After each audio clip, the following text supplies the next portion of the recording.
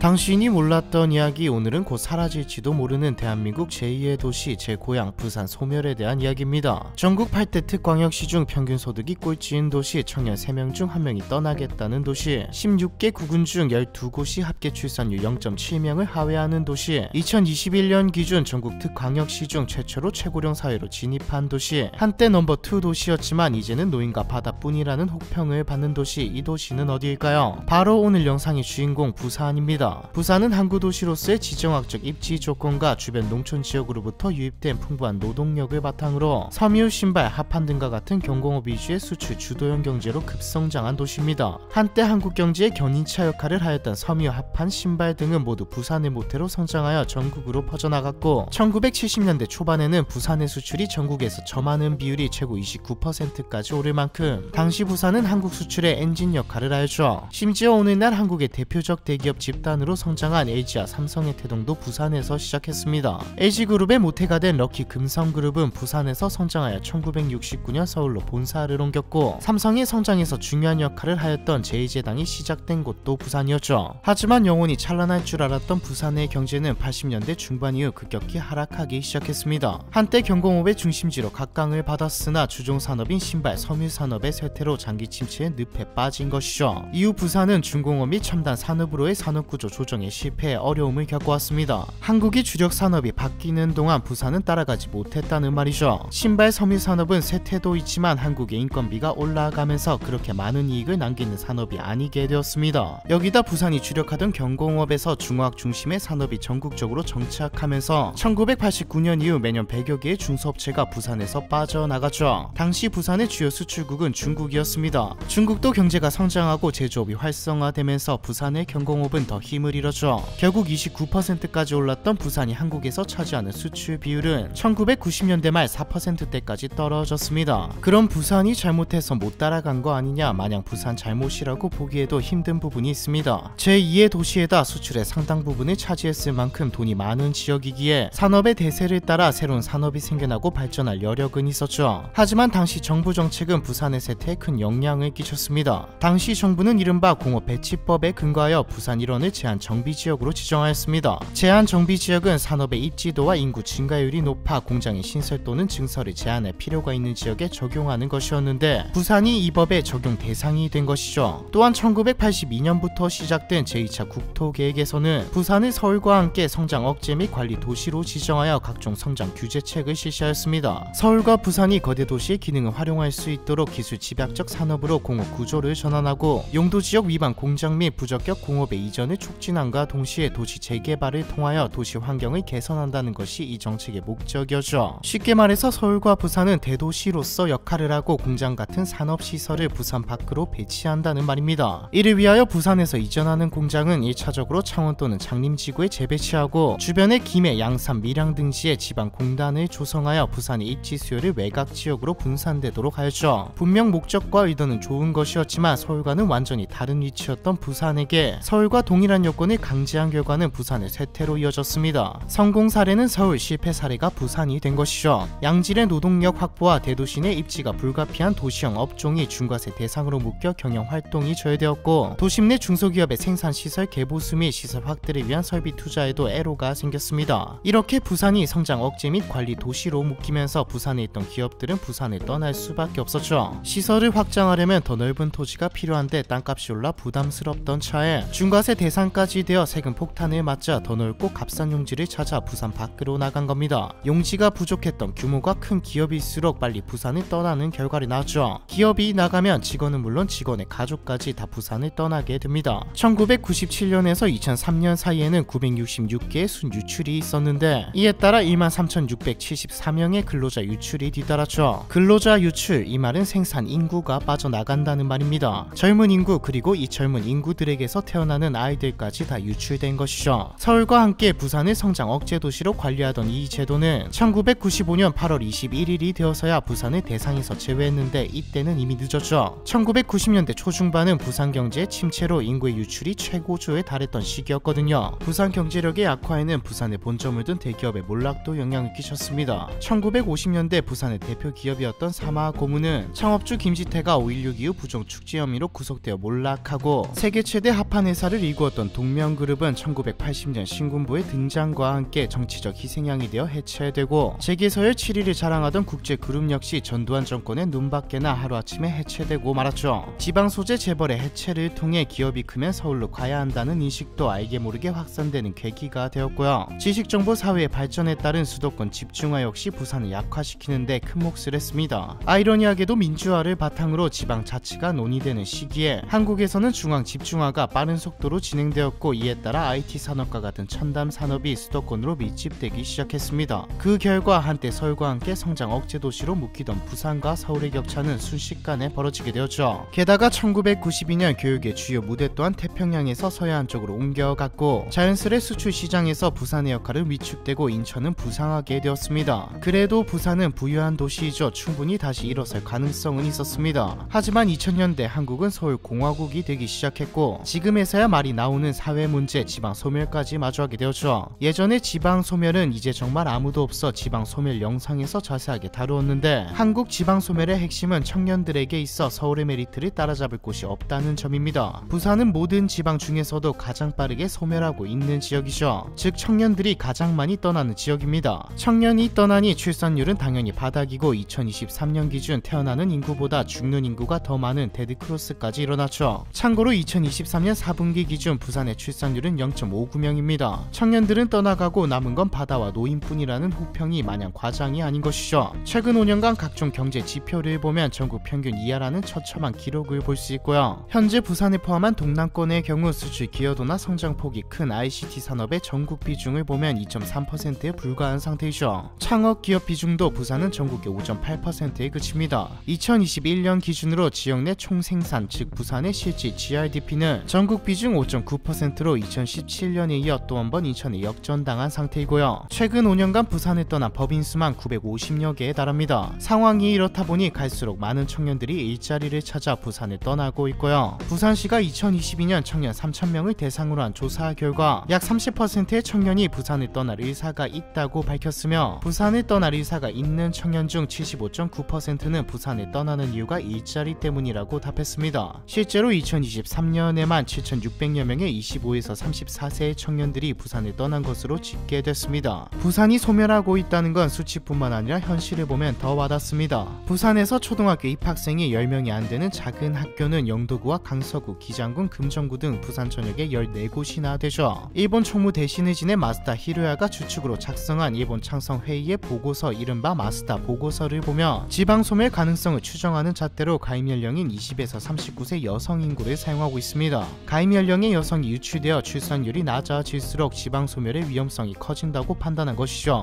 여성 인구를 65세 이상 고령 인구로 나눈 값을 소멸 위험 지수라 칭했는데, 한국에서 이 소멸 위험 지수를 적용했을 때 전국 기초자치단체의 49.6%에 달하는 113곳이 소멸 위험 지역으로 분류되었습니다. 당연히 부산까지 포함되어 있고요. 부산시가 2022년 발표한 부산 인구정책 브리핑에 따르면 2020년 336만 명이었던 인구는 2050년에 251만 명 수준으로 쪼그라들 전망입니다. 이 전망은 상황이 더 나빠지지 않았을 경우이죠. 정리하자면 부산은 기업들의 역외 이전, 주력 산업의 교체 실패, 서해안 시대 개막과 수도권 집중과 같은 환경 변화 등으로 인해 경기 침체를 겪게 되었고, 그 결과는 청년 인구 유출과 저출산, 초고령화 사회로 이어져 결국 부산 소멸론을 불러온 상태입니다. 부산도 경제를 되살리기 위해 노력을 기울이고는 있습니다. 부산의 큰 약점 중 하나인 첨단 산업을 육성하며 산업 체질 개선을 위해 노력하고 있죠. 센텀시티를 기점으로 동삼혁신지구, 문현금융단지, 센텀도시 혁신도시 사업, 북한 재개발 사업, 부산진해 경제자유구역, 사상 스마트시티 등의 사업을 진행 중입니다. 혁신도시 시즌2 사업에 맞춰 산업은행과 수출입은행 등 서울에 있는 금융 관련 공공기관 9곳을 이전 추진하고 있죠. 그런데 부산에 사시는 분들이라면 이게 딱히 와닿지 않으실 겁니다. 결국 정책들은 전부 일할 청년들이 있고 창업을 해야 의미가 있어지니까요. 어쨌든 서울의 메리트는 도저히 따라잡을 수 없거든요. 제조업에 유치가 없다면, 특히 국내 굴지의 대기업 중에 향토기업을 만들어내지 못한다면 부산의 경제가 다시 부상할 가능성은 현실적으로 낮다고 보고 있습니다. 더불어서 부산이 심하다는 것이지 수도권 집중과 지방 소멸은 부산뿐만 아니라 전국적인 현상이기에 정부의 대책이 뒷받침되지 않으면 힘든 게 사실이죠. 그래도 부산의 분위기가 어쩌면 반전될지도 모른다는 기대도 있습니다. 2023년 12월 29일 국토교통부가 가덕도 신공항 건설사업 기본계획을 수립하며 오는 2029년 12월 개항을 목표로 본격 본격적인 사업을 추진하겠다 밝혔기 때문입니다. 가덕도 신공항은 부산의 20년 수건 사업으로 2002년 4월 15일 김해국제공항 인근에서 발생한 중국 국제공항 129편 추락 사고를 계기로 건설 필요성이 처음 대두됐습니다. 당시 김해공항의 안전성 문제와 더불어 인프라 부족, 수요 증가에 따른 포화 예상 등 여러가지 문제가 제기되면서 자연스럽게 신공항 건설 논의가 시작되었죠. 중간에 우여곡절이 많기는 했지만 현재 가덕도 신공항은 국가 균형 발전 실현을 위한 핵심 인프라이며 남부권의 하늘길을 확대하고 부산진의 신항과 연계한 글로벌 물류 허브 조성에 핵심 역할을 할 것으로 기대되고 있습니다. 가덕도 신공항을 통해 한국 최초로 세계적 항만과 관문공항이 연계된 복합 운송체계 구축으로 글로벌 복합 물류 중심지 기반을 마련할 것이란 계획도 있죠. 무엇보다 가덕도 신공항은 부산시 역대 최대 규모의 사업인 만큼 공항도시 교통망 건설 참여로 부산 지역의 관련 산업 기업이 동반 성장할 것이란 기대가 큽니다.